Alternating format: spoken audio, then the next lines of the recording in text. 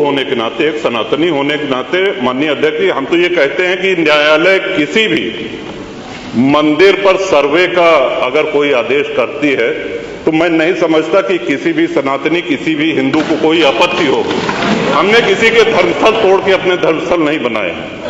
करें, जहां करना हो सर्वे करें। हम कभी गुम्मा अद्धा नहीं चलाएंगे, हम पत्थरबाजी, हम न्यायालय के निर्णय का सम्मान करेंगे। न्यायालय ने किसी सर्वे का आदेश दिया तो उस आदेश को पलटने के लिए क्या तरीका है?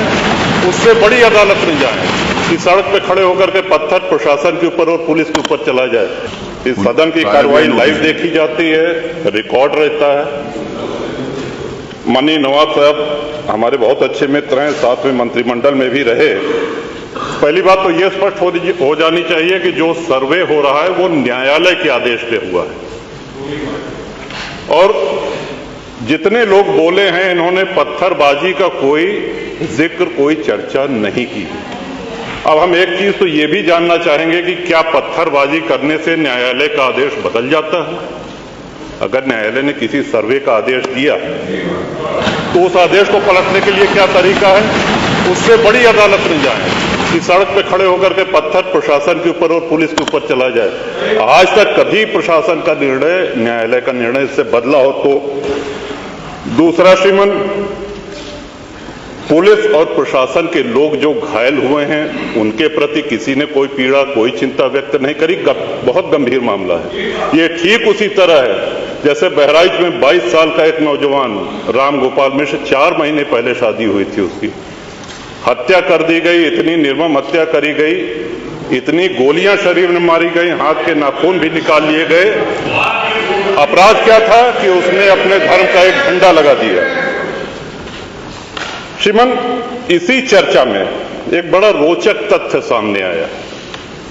माननीय नवाब साहब ने कहा कि कुंदरकी में लूट हुई है, लूट करके, वोट लूट करके ये विधायक बन गए हैं। वरना कुंदरकी में 65% मुसलमान हैं, 35% हिंदू हैं, तो रामवीर सिंह कैसे जीत जाता? ये कार्रवाई में है हमारा। तो मनोहर, एक सवाल हम ये भी करना चाहते हैं कि जिन विधानसभाओं में मुस्लिम मतदाता की संख्या हिंदू से कम है, क्या वो लूट करके विधायक बन के आते हैं? या क्या हिंदू बाहुल्य जो विधानसभाएं हैं वो मुसलमान को वोट नहीं देती?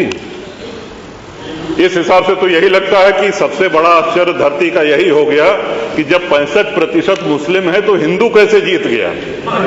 आज पहला दिन है इन लोगों का सदन में। हमने अनुरोध किया था जो नए सदस्य जीत के आए हैं कम से कम परिचय करा दें, हम लोग भी पहचान लें। हमारा कोई परिचय नहीं है रामवीर जी से, लेकिन वो निर्वाचित सदस्य हो चुके हैं, सदन के सम्मानित सदस्य हैं। उनका इस तरह से अपमान करना, उनको लुटेरा कहना, ये तो आपत्तिजनक है। और सर्वे हम बोल रहे तो आप बोले।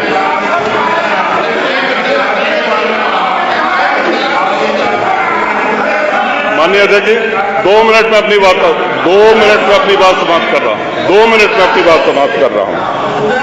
हम लोगों ने भी बड़े धैर्य से सुना। तो इस सदन का एक क्राइटेरिया, एक मापदंड क्या ये तय मान लिया जाए कि जहां हिंदू अधिक है वहां हिंदू विधायक को ही जीतना चाहिए, मुस्लिम विधायक सिर्फ वहीं से जीतना चाहिए जहां मुस्लिम की आबादी 50% से अधिक है? अगर ऐसा नहीं हुआ तो ये मान लिया जाए कि वोटों की लूट हो रही है या विधायक लुटेरा बन के वोट को लूट करके जीत करके आया है, बेईमानी से आया है। तो श्रीमान, ये तो इन शब्दों को कार्रवाई से हटाया जाना चाहिए। ये सदन के विधायक का अपमान है। और एक बात और कही गई कि सर्वे शांतिपूर्ण चल रहा था।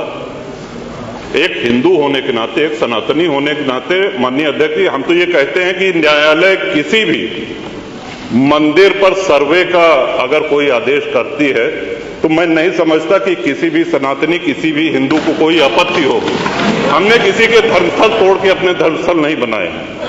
करें, जहां करना हो सर्वे करें। हम कभी गुम्मा अद्धा नहीं चलाएंगे, हम पत्थरबाजी, हम न्यायालय के निर्णय का सम्मान करेंगे। तो शासन का काम, प्रशासन का काम तो न्यायालय के निर्णय को लागू कराना होता है। तो इसलिए माननीय अध्यक्ष जी, इस पे चर्चा कराई जाए। चर्चा में भाग लेने की इच्छा इधर भी है, बहुत से लोगों की है, और चर्चा कराई जाएगी तो बहुत सी सच्चाइयां सामने आएंगी। बहुत बहुत नेता